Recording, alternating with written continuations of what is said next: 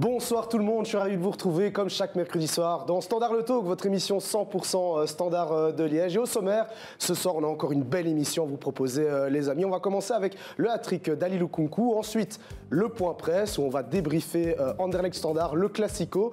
On s'en sort plutôt bien, 4 points sur 6 à Bruxelles, c'est pas mal.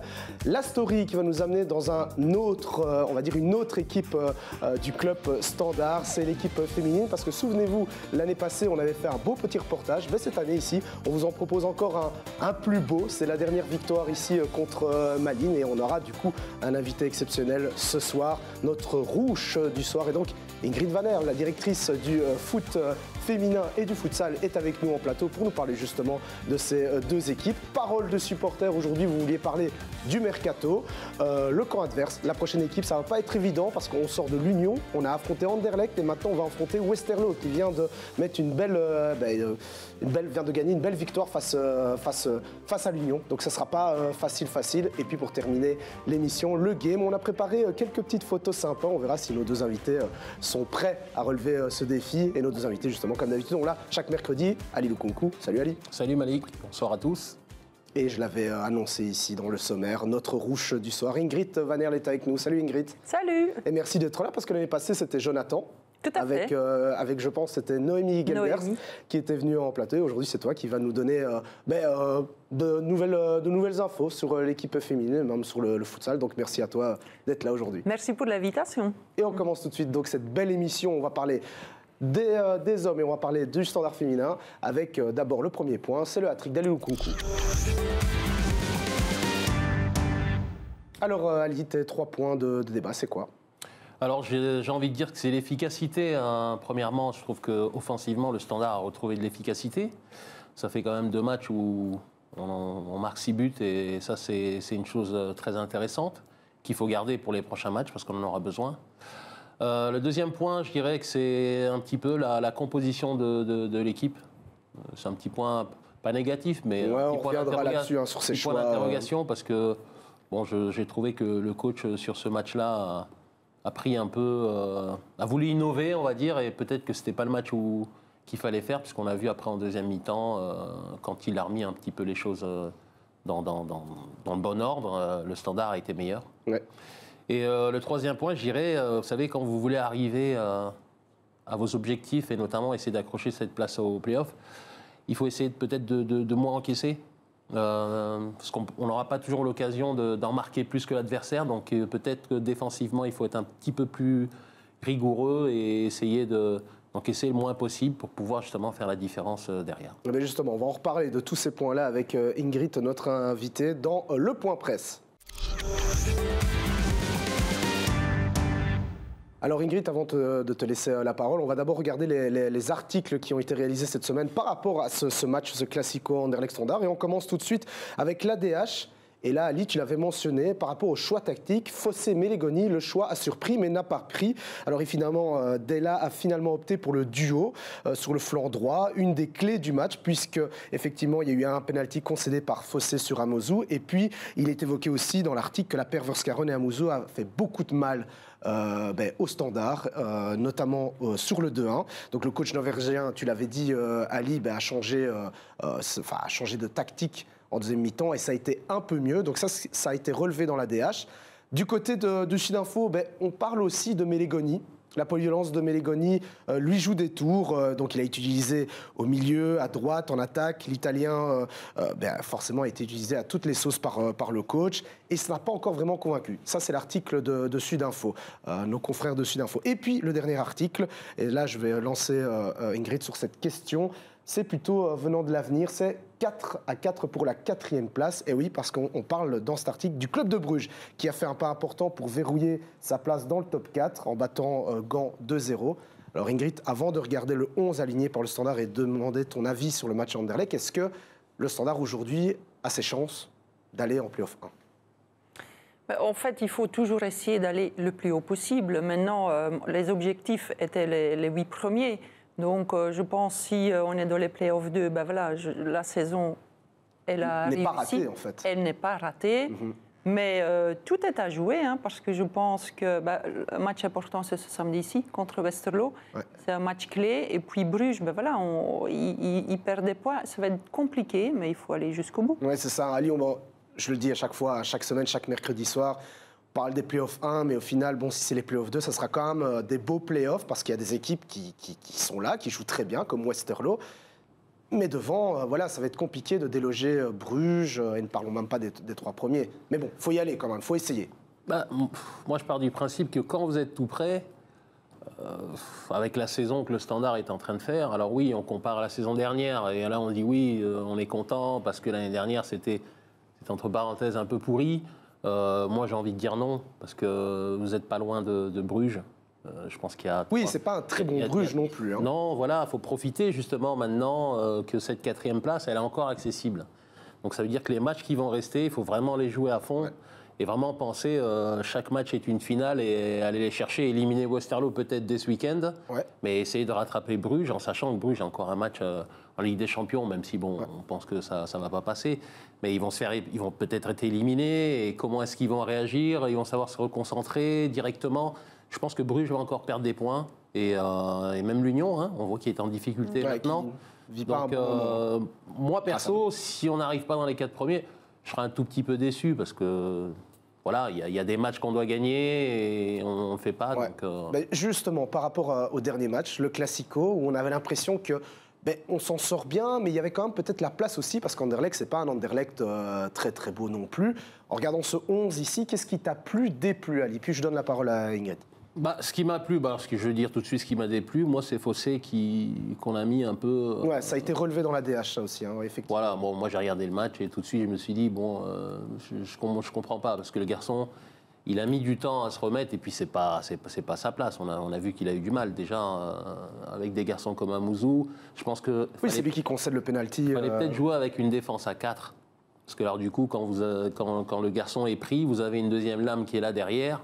D'abord assurer le 0-0 et puis on sait que le Standard en contre ça marche bien, donc c'est un petit peu dommage et c'est là qu'Anderlecht a fait mal au Standard. Ingrid, on en parlait un peu en off, cette idée de peut-être avoir mis Fossé, c'était peut-être pas une bonne idée, peut-être essayer, il aurait peut-être fallu essayer Lukanobi, mais tu m'expliquais, oui mais je le connais depuis qu'il est tout jeune et c'est pas ce type de tactique qui pourrait lui convenir en fait. Ben oui, en fait c'est comme Ali disait, si tu joues dans une défense à 4, là tu peux mettre Lucas en l'axe de la défense et puis tu as Fossé qui peut monter, en fait c'est un peu sa force, sa vitesse, sa qualité de centre, mais bon, il a voulu jouer avec, tenir à sa tactique d'avant et je comprends, après c'est toujours facile, hein, oui, c'est toujours mais facile. On n'est pas aller jouer à Anderlecht, une défense à 4, oui, on aurait pu le faire. Ouais. Mais... surtout qu'à l'Union, ils ont joué justement défense à 4 assez bas, donc pas d'espace pour les attaquants derrière leur dos, et justement le Standard a fait mal comme ça. Et par rapport à l'Union, Ingrid Ali, la polyvalence de Melegoni, comment vous expliquez ce manque de rentabilité contre, je veux dire, les résultats plutôt positifs à l'Union, les résultats un peu moins positif à Anderlecht, le positionnement de Melegoni. On a l'impression que contre l'Union, ça marchait bien. Et là, ici, c'était un peu plus compliqué. Comment vous expliquez ça, d'un match à un autre, Pour moi, déjà, il ne joue pas au même poste que le match d'avant. Déjà, ça, c'est clair. Alors, le garçon, vous savez, quand vous le mettez un peu à toutes les sauces, il y a un match où ça va marcher, un match où ça marchera un peu moins. Là, ici, on a vu qu'Anderlecht, sur leur côté gauche, ils étaient très bons, quoi. Donc, je veux dire, pour moi, on ne lui a pas fait un cadeau aux joueurs de le mettre là. Après, voilà, moi, je ne suis pas à l'entraînement, mais pour moi, essayer ça, j'aurais préféré mettre un Lucas à 4 derrière, avec un Fossé qui aurait en plus obligé Amouzou à défendre. Donc, on l'aurait peut-être moins vu aussi offensivement. C'est un petit peu... D'accord avec ça, Ingrid En fait, pour un entraîneur, c'est toujours bien d'avoir un joueur qui est polyvalent. Mais pour le joueur, c'est compliqué parce que on a toujours une place qu'on préfère à une autre. Et puis, les positions et les lignes de course sont complètement différentes. Et c'est comme Ali disait, en fait, le flanc gauche d'Anderlecht était très, très fort. Donc, oui, c'était pour Melegoni, c'était compliqué. Et pour Fossé aussi, parce qu'il n'était pas vraiment dans sa position de préférence. Tu m'as dit que tu étais au match. Oui. On s'en sort vraiment bien. Ou alors, du coup, finalement, c'est un match nul comme ça méritait pour les deux équipes Moi, après le match, j'étais contente avec ce point. Ouais. C'est sûr, oui. Ouais. On fait, je pense, un très bon premier quart d'heure où je trouve qu'on était bien en place. Et par la suite, en fait, l'équipe a eu des difficultés. Maintenant, ce qui est bien, c'est qu'on voit qu'on a le fighting spirit qui est quand même dans l'équipe. Donc, on parle toujours de passion, fierté, ferveur. Et on le voit aussi, je pense que c'est le coach qui amène un peu ça. Et ça, c'est typiquement des matchs comme ceci. Les autres années, on rentre avec 0 point. Donc, pour moi, c'est un point gagné, oui. C'est vrai ça, Ali. On en avait parlé contre l'Union.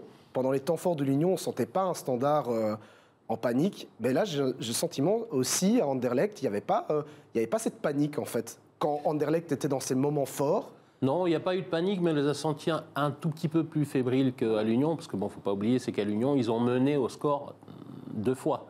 Donc c'est différent quand l'adversaire doit revenir. Là, ils ont mené qu'une fois et puis ils ont encaissé derrière. Et on ne savait pas comment ils allaient pouvoir réagir. Et on a vu le changement à la mi-temps a fait du bien. Donc là, je veux dire, c'est une bonne chose que le coach ait fait. Il a senti aussi qu'il y avait une possibilité. On sait qu'Anderlecht, bon, offensivement sont bons, mais défensivement, ce n'est pas non plus la meilleure équipe. Donc là, les joueurs comme Ingrid l'a dit, on a senti qu'ils avaient envie, qu'ils se sont dit il y a encore moyen. Et pour moi, c'est un très bon point. Et qu'ils sont allés chercher. C'est très important. Ils sont allés chercher ce point. Alors, sur une action ou l'autre, ça aurait pu se terminer avec une victoire d'Anderlecht. Mais voilà, la réalité, elle est là, le Standard a tenu, et c'est ça le plus important. Je spoil déjà parce qu'on va regarder le chiffre de la semaine. Et souviens-toi, la semaine passée, Ingrid, tu parlais de... Ingrid, non, moi c'est Ali. Ali. Tu peux m'appeler Ingrid. Mais je demanderai à Ingrid aussi son problème, point de vue, parce que c'est vrai qu'en fait, la semaine passée, Ali parlait de tout dépend de la position aussi d'un joueur clé au Standard, c'est Chimirot. Alors on va voir le chiffre ici, c'est le chiffre 17. Donc je ne vais pas trop tarder là-dessus pour vous demander ce que c'est ce chiffre, mais je vous le dis là maintenant, en fait, c'est le nombre de passes effectuées par Chimirot dans le dernier tiers. Donc ce côté où il se projetait aussi quelque part un peu vers l'avant avec des passes vers l'avant. C'est aussi peut-être un avis là-dessus, Ali et Ingrid, sur l'importance de ce joueur finalement qui, quand il est positionné peut-être à son poste, crée quelque chose, son vrai poste, c'est-à-dire un milieu défensif, si je ne me trompe pas. Pour moi, Chimirot, depuis qu'il est arrivé, je crois que c'est... Je me souviens déjà les premières années, j'ai trouvé qu'il était vraiment très bon. Il a eu peut-être une petite période de doute, parce que vous savez, vous prolongez pas. Il a eu aussi un petit peu des blessures, mais honnêtement, c'est peut-être le joueur à ce poste-là qui est pour moi le meilleur. En 6, on voit qu'il a beaucoup d'abattage, il a un gros physique, et avec Alzate, ils ont su chacun à leur tour pouvoir apporter un peu plus offensivement. Et moi, j'ai trouvé que sur ce match-là encore, il a été très bon. Merci Ingrid. Non, pardon. Mais je t'en prie. Non, je m'adresse... Donc, la vraie Ingrid va me donner son avis sur Chimirot, du coup. Oui, mais moi, Chimi, c'est un joueur que j'adore. Je me rappelle quand il jouait à côté de Marine à l'époque. Donc, c'est un joueur que s'il a quelqu'un à côté de lui qui est distribueur... que lui, en effet, il va chercher les ballons, il va les récupérer, il a quand même une bonne passe qui peut dépasser les lignes. Moi, Chimirot en forme, c'est un joueur que j'aimerais bien avoir dans mon équipe. Oui, c'est quelqu'un sur qui on peut toujours compter. Il n'était pas international bosnien par hasard, à une époque où la Bosnie était quand même très forte. Oui, bien sûr. Et puis, il ne faut pas oublier non plus les matchs qu'il a fait quand il a joué à un poste qui n'était pas le sien en début de saison. Donc, ça prouve que c'est un garçon mature, intelligent dans le jeu. Ouais. Ça, c'est important. Et avec une bonne mentalité. En plus. Allez, on met de côté l'équipe de Ronny Della. On y reviendra tout à l'heure pour parler de ce match contre Westerlo. On va d'abord regarder maintenant un beau documentaire, parce qu'on va parler du Standard féminin. Le documentaire qu'on vous propose, réalisé par Théo Dumont et Simon Gérardi, c'est par rapport au match de Standard féminin du week-end passé face à Mechelen. C'est la story de Standard féminin.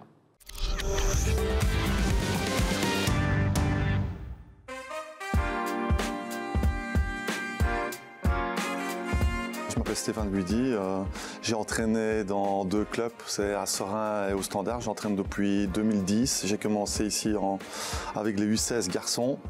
Ensuite, je suis parti à Serein 4 ans où j'ai eu différents rôles. Puis je suis revenu au Standard, j'ai fait 2 ans les U19, 3 ans les U21.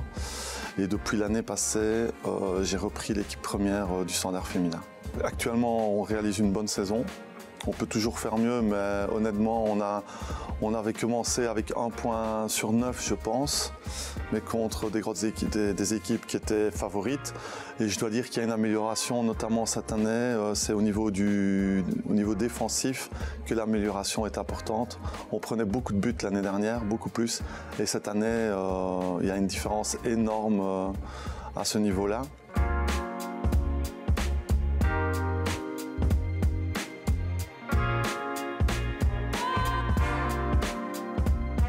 Ça va plus ou moins 10 ans que je vais aller voir maintenant le suivi du Standard. On a pris goût. Moi, je m'attends à une victoire au moins avec 4 buts d'écart. Non, très honnêtement, quand on voit le niveau des deux équipes, il faut respecter l'adversaire. Mais on voit que Malines, c'est le début dans les championnats féminins et tout ça, donc il faut le temps que ça se mette un peu en place.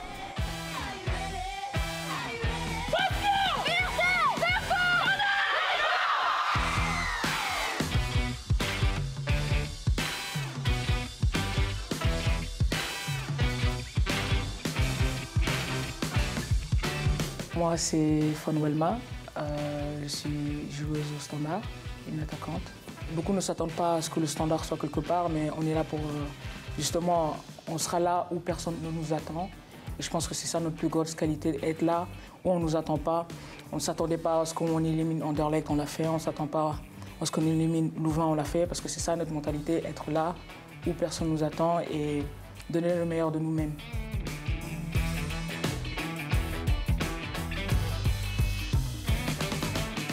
Je m'appelle Laura Miller, j'ai 21 ans, je joue pour le Standard de Liège et aussi pour l'équipe nationale du Luxembourg. Ça fait maintenant 2 ans que je suis ici et je suis très contente.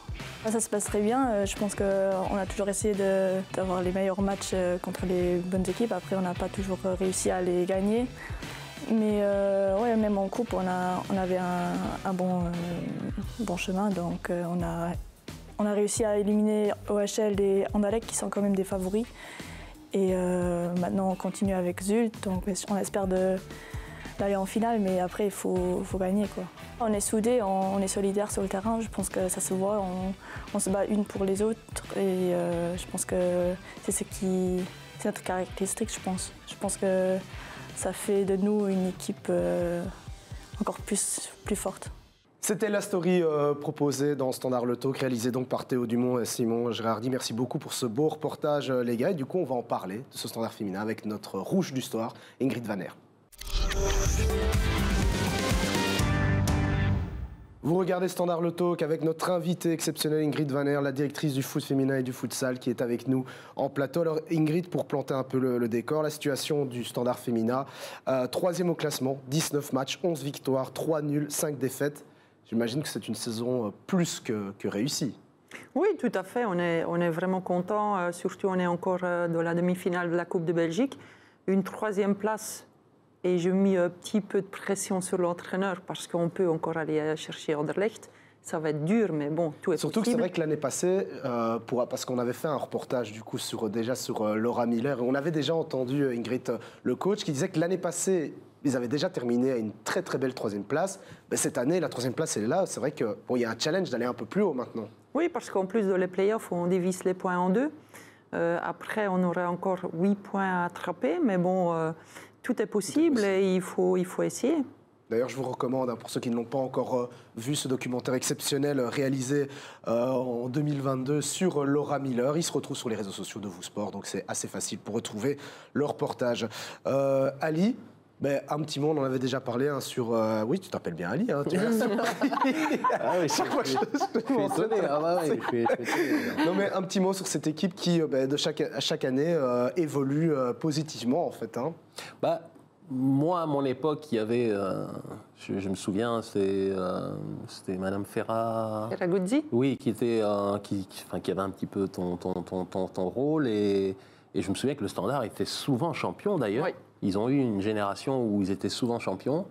Je suis un peu étonné maintenant de les voir à la 3e place, mais comme dans toute équipe de foot et dans tout championnat, il y a des équipes qui progressent et qui ont peut-être un petit peu plus de moyens que le Standard. Donc j'ai envie de dire que c'est bien, mais qu'est-ce qu'il faut faire justement maintenant pour aller chercher mieux, pour retrouver un petit peu cette position d'antan où le Standard a dominé pendant longtemps, je veux dire, le football féminin en Belgique. Et avant de te donner la parole, Ingrid, je rappelle juste pour les petites stats quand même que cette année, c'est quand même une belle année. 44 buts marqués, 17 encaissés. Donc du coup, par rapport à la question d'Ali, il manque encore peut-être. En fait, ce qu'il y a eu, c'est qu'au début, le Standard avait une longueur d'avance sur les autres équipes. Ils avaient déjà les infrastructures que les autres n'avaient pas. Ils s'entraînaient dans des bonnes conditions. Et puis petit à petit, les clubs, ils ont rattrapé le Standard de Liège. Et c'est comme tu disais, Ali, il y avait un peu plus de moyens financiers à OHL et à Anderlecht. Ils ne sont pas dans la formation que nous. Donc nous, on forme et il faut quand même savoir qu'il y a 7 joueuses sur les 11 qui sont alignées. C'est des filles qui sont formées chez nous, donc c'est important. Ce fameux football élite dont parlait Jonathan, qui s'est développé aussi au sein du Standard, c'est plutôt positif, ça. Oui, tout à fait. Maintenant, il y a des nouvelles objectifs pour la saison prochaine. On veut de nouveau aller jouer pour le titre. Il y a des modifications qui vont se faire l'année prochaine aussi pour encore plus professionnaliser le Standard féminin. Je pense aussi qu'aujourd'hui, le foot féminin progresse. Donc, on a le support de notre CEO, on a le support de 777 Partners. Donc qui sont les Américains. On sait que le foot féminin aux États-Unis, logiquement, est-ce qu'aujourd'hui... est bien plus important que le foot masculin. Ah oui, enfin, était. Parce que maintenant, ça commence un petit peu... Ça commence à changer, mais rien que par les prestations de l'équipe nationale féminine. Oui, bien sûr. C'est l'équivalent du Brésil chez les hommes. Enfin, c'est l'équipe qui domine le football mondial. Et est-ce qu'eux, ils ont aussi cette physionomie en se disant le foot féminin doit avoir aussi une place importante En fait, aujourd'hui, en effet, il y a une stratégie qui est mise en place. Rien que, aujourd'hui, pour vous, ça paraît à mon avis normal, mais toutes les réunions de direction, on parle du foot féminin, on parle du futsal, on parle du e-sport. Ça fait partie intégrante de la philosophie du club. Donc, et ça, c'est nouveau. Il faut savoir qu'avant, même à la fédération, à la Pro League, quand on parlait du foot féminin, les gens ils disaient... Ils sont encore là avec leur foot féminin. Aujourd'hui, ce n'est plus le cas. Oui, parce que je me souviens, parce qu'on t'avait déjà interviewé dans un autre projet il y a 2 ans, toujours par rapport au Standard, où tu expliquais qu'il y a quelques années, c'était encore compliqué de faire passer le foot féminin dans des discussions sérieuses. C'est toujours un peu... Bon, on s'occupe, forcément, les résultats sont c'est toujours par rapport à l'équipe qui fait le plus vendre pour le moment, c'est le Standard, l'équipe première de Ronny Della, mais à l'époque, c'était clairement, ça, c'est mis de côté. On s'intéresse uniquement aux jeunes hommes et à l'équipe première, alors qu'aujourd'hui, on a l'impression que c'est un tout. Aujourd'hui, c'est une globalité. C'est un club qui évolue bien avec son équipe féminine, son équipe masculine. Oui, en fait, ce qui est bien aujourd'hui, c'est qu'il y a des synergies entre les différentes sections dans le club. Pour vous dire, Fergal est venu voir le futsal. Donc, en fait, on sent bien que tout le monde s'intéresse à tout. Il y a des bonnes, c'est comme je disais, il y a des bonnes connexions qui se font entre le foot féminin, entre l'équipe première, entre le futsal, entre les jeunes. Aujourd'hui, le fait de ne plus devoir passer après les garçons pour avoir un bon terrain d'entraînement pour les filles, c'est quelque chose qui est devenu normal, et heureusement. Et surtout, et là je me retourne vers Ali, parce que le foot féminin ici en Belgique a fait quelque chose que nous, enfin en tout cas le foot masculin n'a pas fait ou n'a pas osé, pour différentes raisons, c'est d'avoir tenté la Benelux. Alors je me souviens qu'on en avait parlé, toi tu étais plutôt favorable pour un retour à la Benelux. Pourquoi ? Parce que ça faisait évoluer nos clubs. Ça s'est vu quand même à la sortie de cette Benelux, une évolution de notre football belge, aussi football hollandais, mais il y a quelque chose qu'on ne peut pas leur enlever, c'est d'avoir osé et qu'en fait les résultats étaient plutôt positifs. Oui, mais pourquoi ils l'ont annulé du coup alors ça ? En fait, c'était une collaboration avec l'Hollande, et l'Hollande, ils ont pris, après les 3 ans, ils ont pris une autre stratégie. Donc, eux, ils disaient, on va tout miser sur la formation de jeunes et on veut que nos bonnes joueuses vont à l'étranger. Donc, et puis, le foot amateur était en problème financier. Le foot féminin, à l'époque, c'était encore le foot amateur, donc il fallait couper dans quelque chose, ils ont coupé. Et aujourd'hui, qu'est-ce qu'il faut pour que notre football belge arrive à un football d'élite.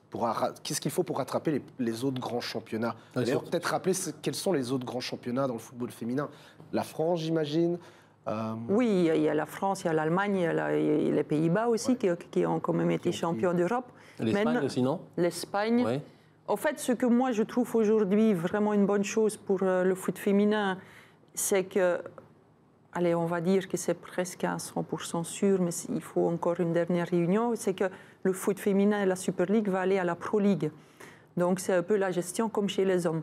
Donc pour moi c'est une bonne chose, comme ça l'équipe nationale peut se concentrer sur son équipe nationale. Et nous avec la Pro League, d'ailleurs il y a des réunions déjà maintenant qui se font et il y a des groupes de travail et ils veulent vraiment améliorer le championnat en Belgique.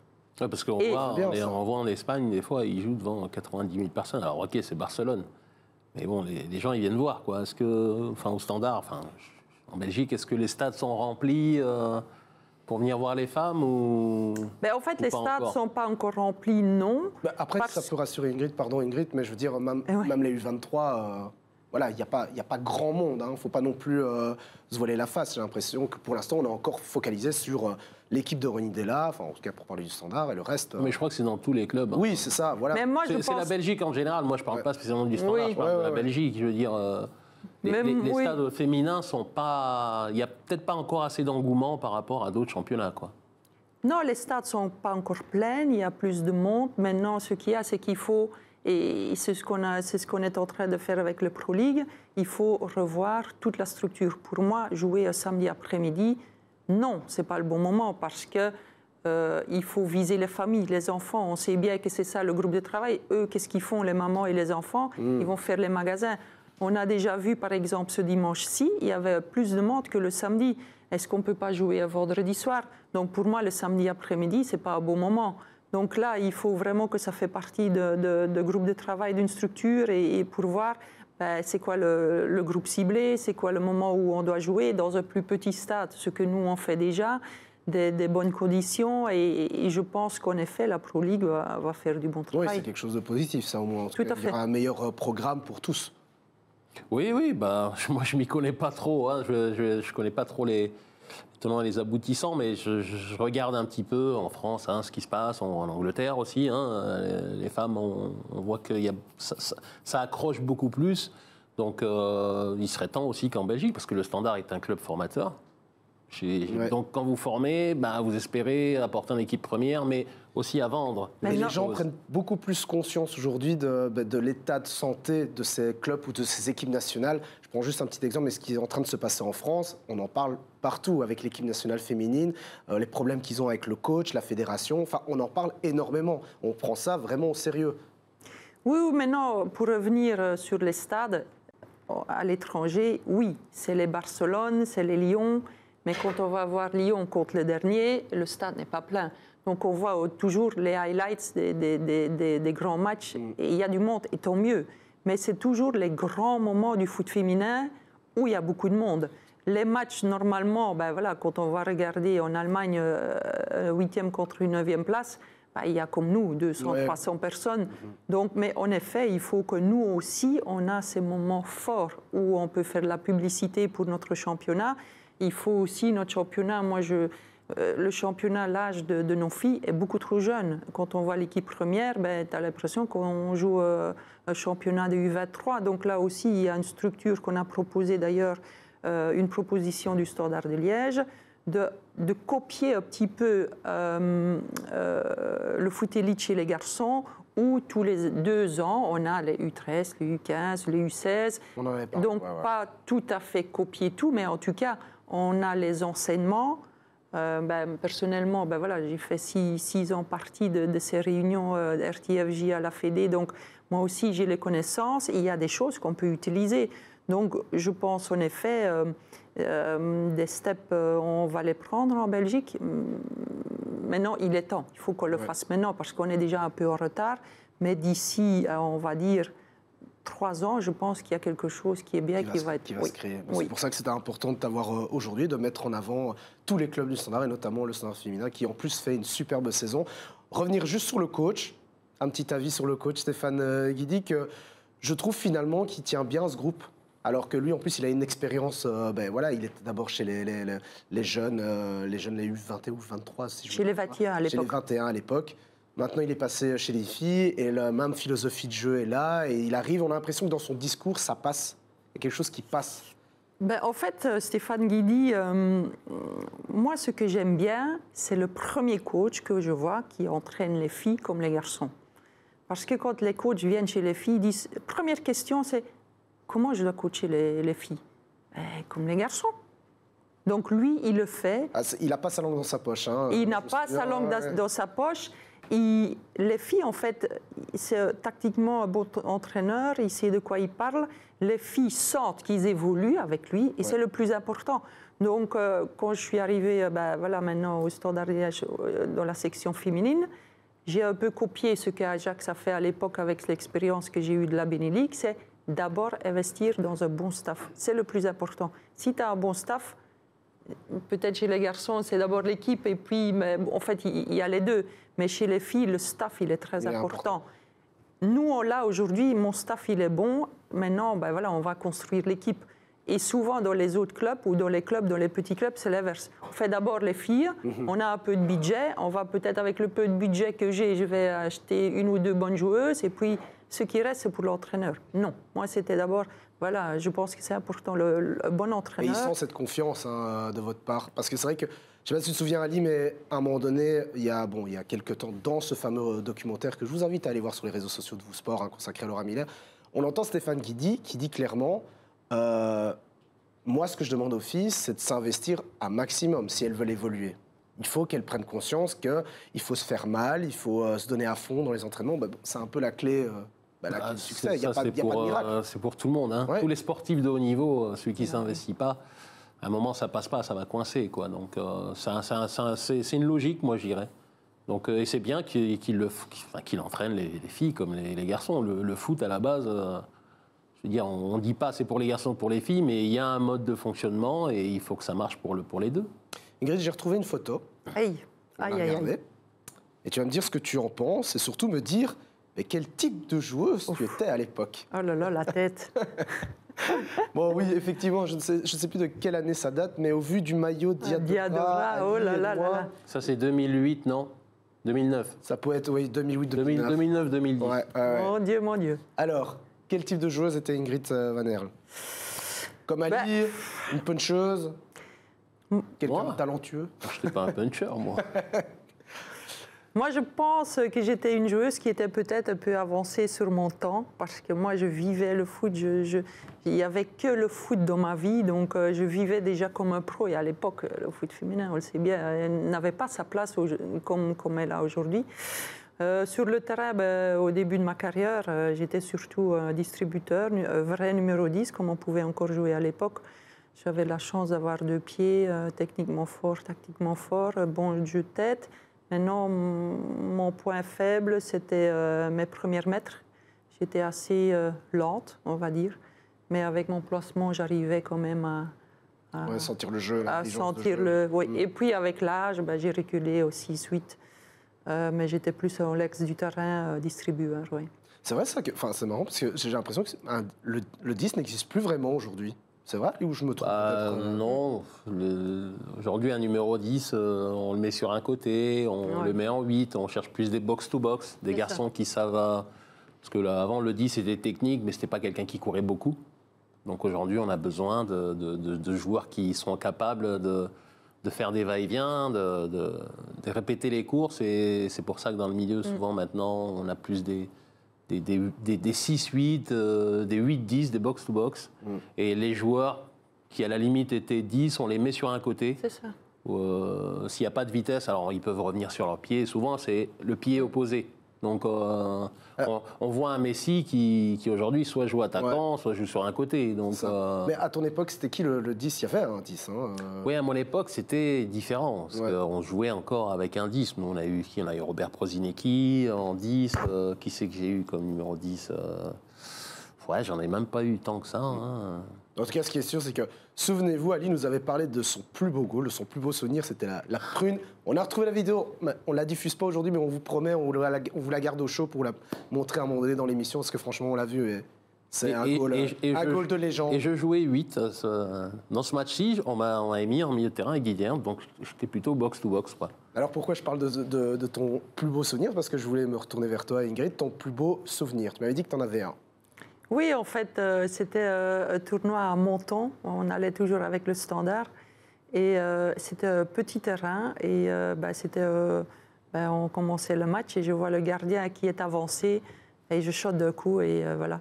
En fait, le ballon a quand même fait un bond et puis il a dépassé le gardien. Et c'était 0. De légende. Après 2 secondes, on menait à 0. Quoi. Je rappelle quand même ton palmarès, 7 titres de champion de Belgique, 3 avec le Standard. Et alors, je suis quand même obligé de te demander ton pire souvenir. Mon pire souvenir? Je pense que peut-être, tu avais dit que c'était un beau souvenir, mais pour nous, c'est peut-être le pire d'avoir marqué contre le Standard quand tu étais à Anderlecht. Oui, ça c'est vrai, oui, c'est vrai. En fait, oui, c'est comme j'expliquais, j'ai toujours été rouge et blanc dans mon cœur parce que mon papa, à l'époque, était journaliste au Standard. Donc, ça a toujours été rouge et blanc. Mais à un moment donné, j'ai dû faire un choix dans ma carrière parce qu'au Standard, on s'entraînait 2 fois. Bruxelles, ça à l'époque devenait Anderlecht et ils allaient s'entraîner 4 fois. Donc j'ai fait un choix purement sportif et il y avait une finale de la Coupe de Belgique, on a joué à Sclessin, on a avant-match chez les hommes, on gagne le match et je marque. Donc oui, bien sûr, j'étais content d'avoir le titre, mais quelque part, oui, à Sclessin, tu as toujours ce double sentiment.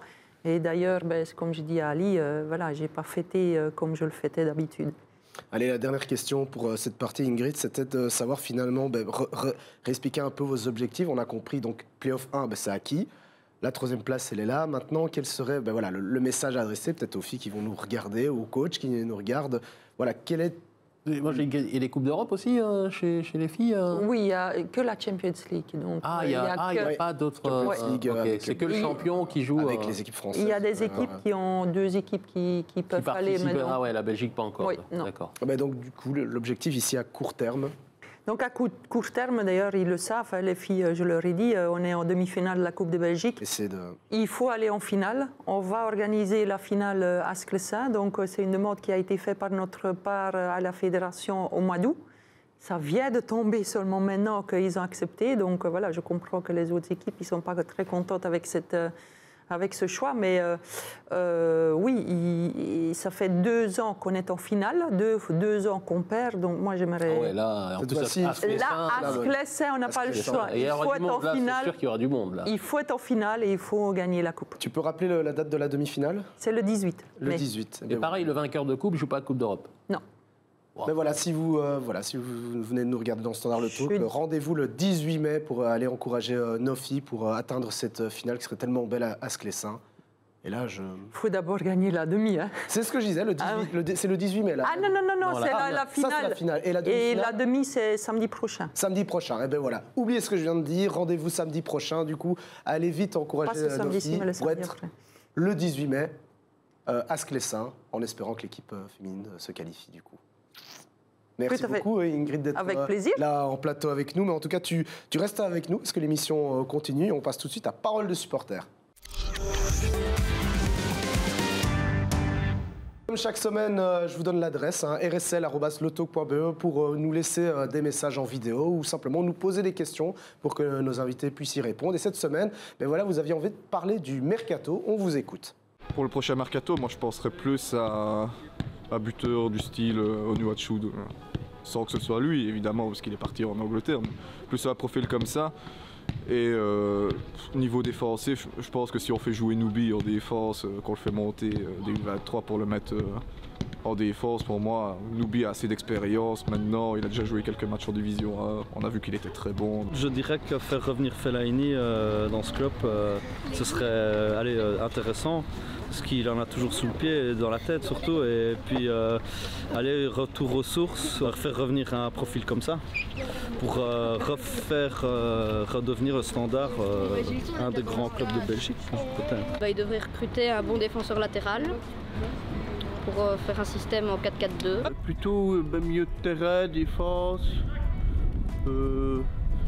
En attaque, on a tout ce qu'il faut. Et un attaquant qui a quand même de la vitesse, c'est ce qui leur manque. En priorité, il va falloir un très bon défenseur central. Je dirais même de préférence un gaucher. parce que l'AFIS commence à montrer vraiment ses limites et même Noé Ducène, hein, à un moment, voilà. Au niveau de quel secteur il faudrait renforcer, je pense à peu près tous, parce que voilà, ce partenaire a fait quand même beaucoup d'investissements, quand même que ce soit au niveau du coach, que ce soit au niveau du directeur sportif, mais je pense qu'on doit également mettre l'argent pour se renforcer, et ça, ce dans tous les secteurs. Et un attaquant tueur dans la surface et expérimenté. Parce que Oyo c'est bien, mais il a encore la fougue de la jeunesse. Malheureusement, Renaud, il monte ses suffisances à chaque fois. Hein, Donc, je pense que le Standard doit se renforcer premièrement en défense et aussi aller chercher des joueurs de la Jupiler Pro League qui ont déjà l'expérience du championnat et qui pourront s'adapter plus rapidement.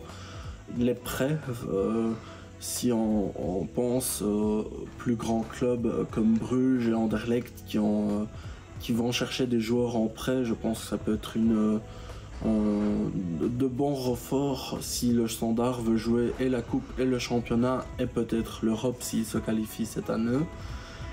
Et outre la défense, peut-être un peu dans toutes les zones, donc le milieu et l'attaque aussi, mais surtout le milieu et la défense, c'est là que le Standard a besoin de se renforcer cette année, je pense. Parole de supporter avec notre partenaire Mas, oui, hein, ça alimente les débats, le mercato, qui recruter pour la prochaine saison. On va d'abord... On est tôt.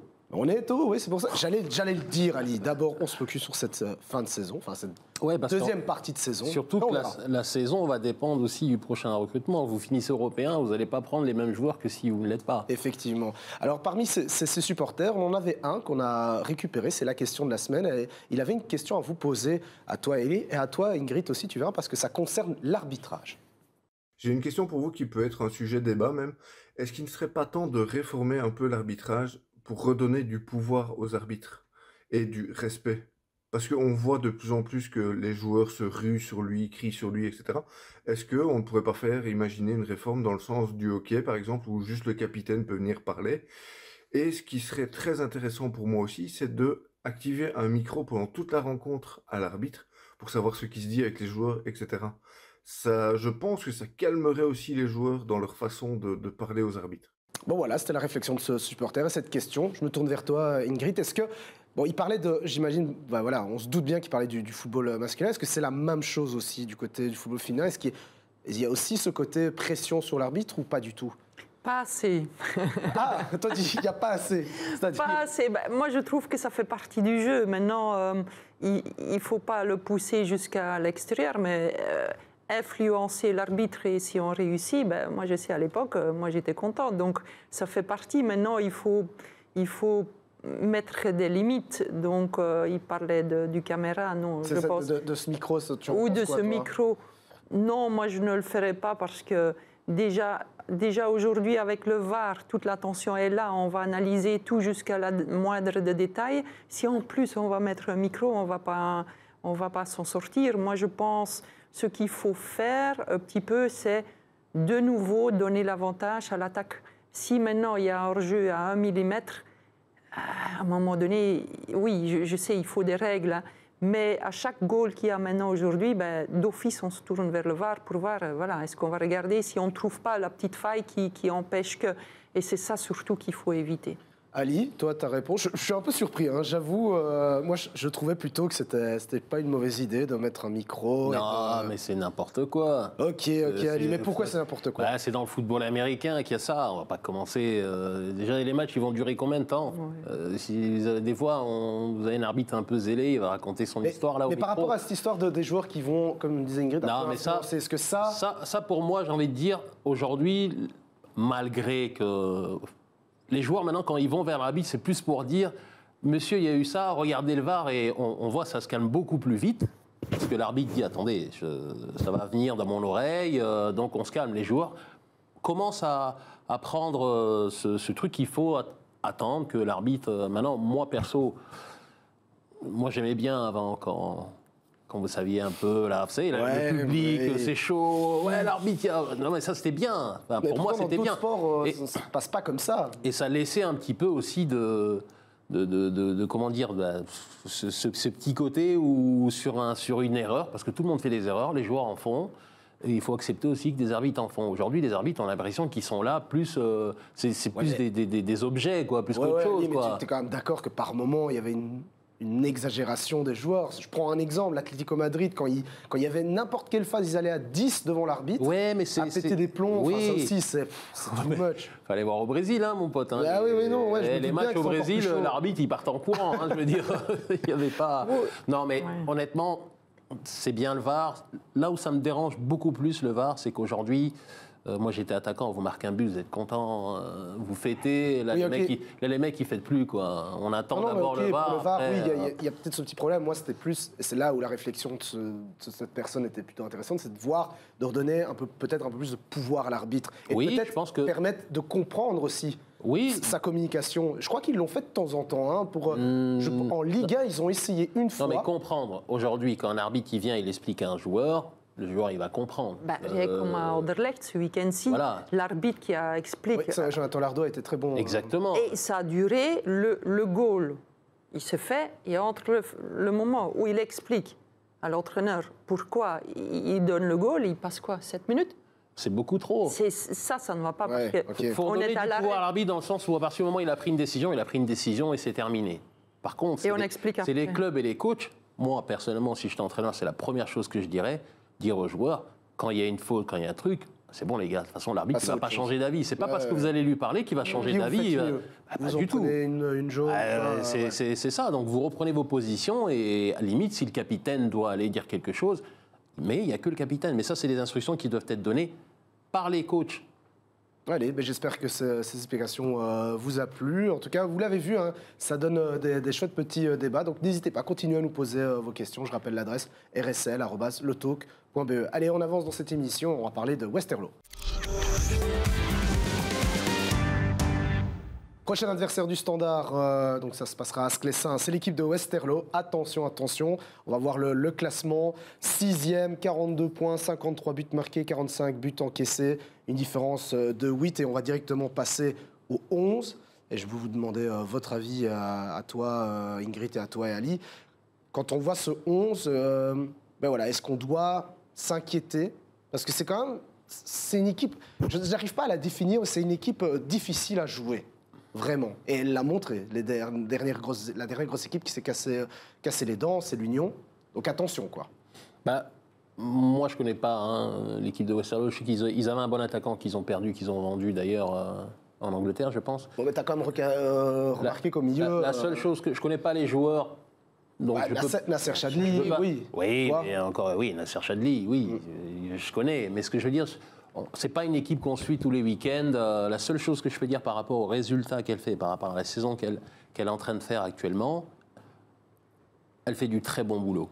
C'est une équipe qui est très difficile à battre et qui joue un football total. Donc ça veut dire qu'elle encaisse des buts, mais elle va là en marquer, quoi. Ouais. Donc, et elle est capable d'en marquer plus que vous. C'est ça qui est important. Ils ont un très bon entraîneur, que je connais par contre.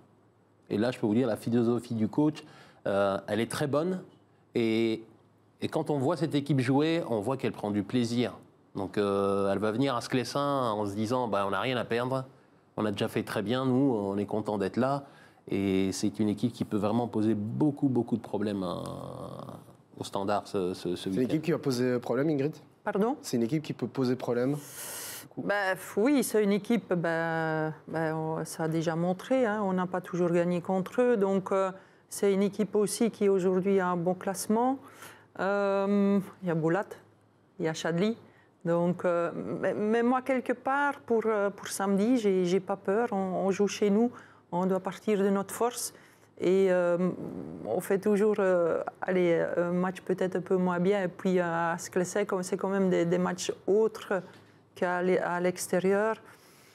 Moi, je le sens bien. Ben, voilà. On en parlera peut-être dimanche, mais moi, je sens bien le match de samedi. On verra samedi, mais en tout cas, ce qui est sûr, c'est qu'il y a certains joueurs qui ont de l'expérience auxquels il faudra être attentif. On parlait de Nasser Chadli, bon, Sinan Bolan, il est dans les cages, mais du côté de Westerlo, il y avait Maxime de Kuiper, qui est le joueur le plus utilisé de l'effectif, qui est à 8 buts, 6 passes décisives. Et il joue à gauche. Hein. Voilà. Donc, bon. D'accord avec ce joueur sélectionné, Maxime de Kuiper, ça fera partie de ces joueurs. Oui, maintenant, on sait bien que c'est toujours le collectif. Il n'y a pas que lui, voilà, c'est ça. Si vous focalisez sur un joueur, vous perdez votre ligne de conduite. Ouais. Donc, pour moi, il faut vraiment l'analyser dans sa globalité. Dans sa globalité, Ali, je te redonne la parole et après, Ingrid, tu pourras réagir. C'est sur les forces-faiblesses de cette équipe de Westerlo. Parmi les forces, on a la reconversion rapide. C'est à peu près la même chose que l'Union. 15 buts marqués en reconversion rapide. Le passage rapide par l'axe. Sur les reconversions rapides, l'équipe a tendance à passer dans l'axe avec un 4-2-3-1 mis en place. Le face-à-face, excellent, visiblement, parmi les forces et les faiblesses, mais capable d'encaisser beaucoup de buts dans un match. Mais c'est vrai qu'Ali, tu disais, ils encaissent beaucoup. Et ils en marquent aussi un peu contrebalancé. Quoi. Ils encaissent beaucoup, et ça c'est intéressant lorsque le bloc défensif est bas. Et puis les 15 dernières minutes, ils ont encaissé près de 13 goals durant le dernier quart d'heure. Bon. Moi j'ai regardé les matchs contre Saint-Tron et contre l'Union, j'ai vu le match. Et je peux vous dire que on ne voit pas trop les faiblesses de cette équipe. Parce que justement, elle attaque, elle n'a pas peur d'attaquer. Ils ont un bon attaquant là, qui travaille beaucoup, qui pèse énormément, donc, et des milieux de terrain qui s'infiltrent aussi.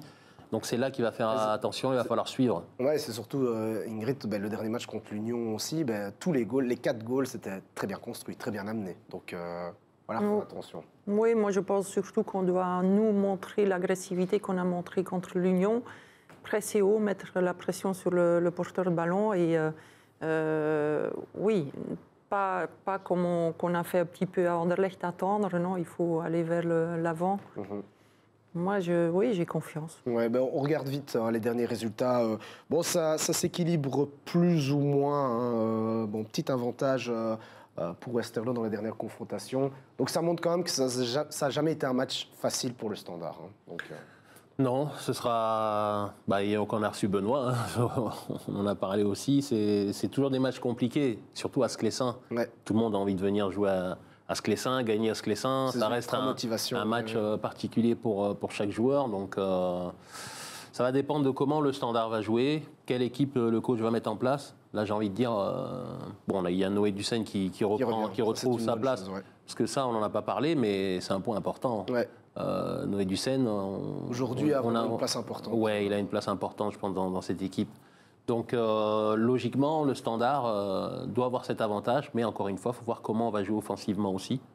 Parce que peut-être à Sclessin, on sait que Perica n'est pas là, donc 2 attaquants, un attaquant.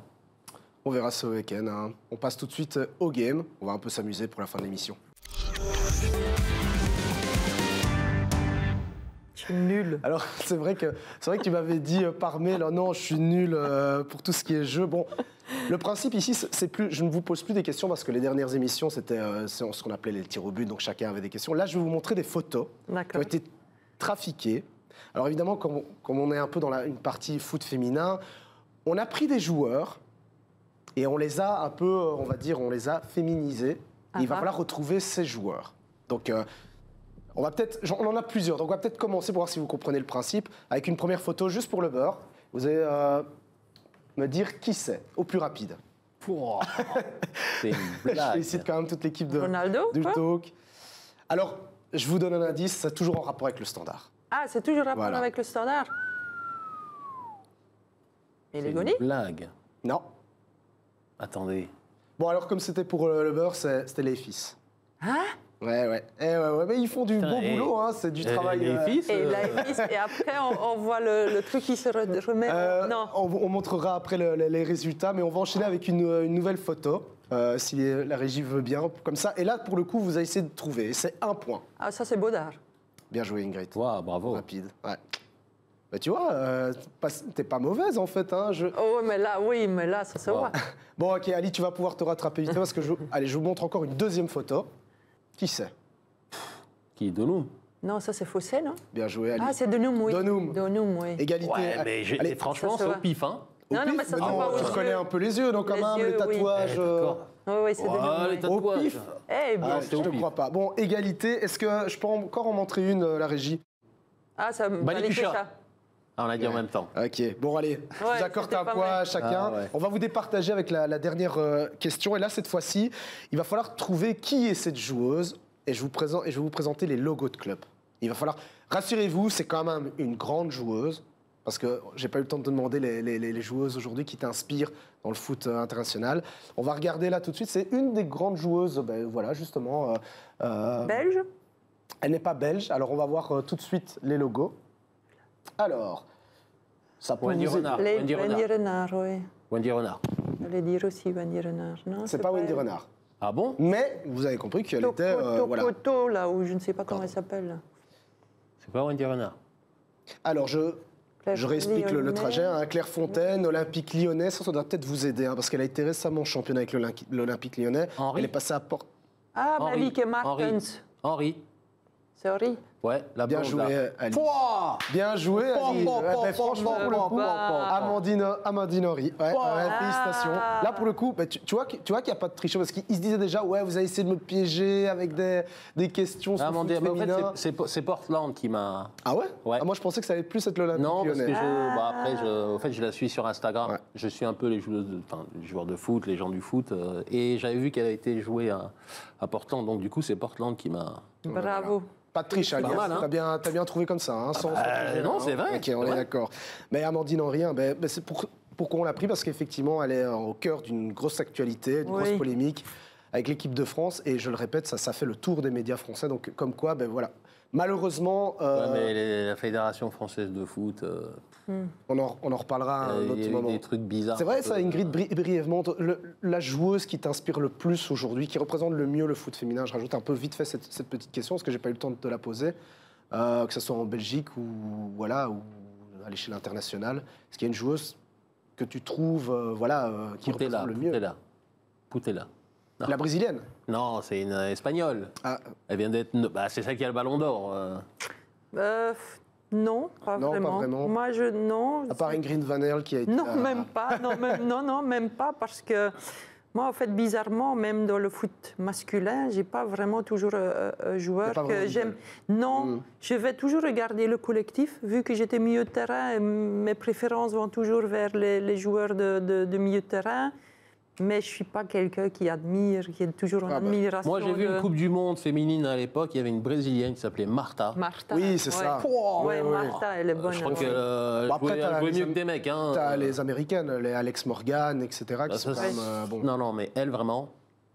Elle faisait les trucs. Le Brésil, quoi. C'est incroyable. Mais quand on aime quelqu'un, en fait, c'est quelque part, il t'a marqué à un moment donné.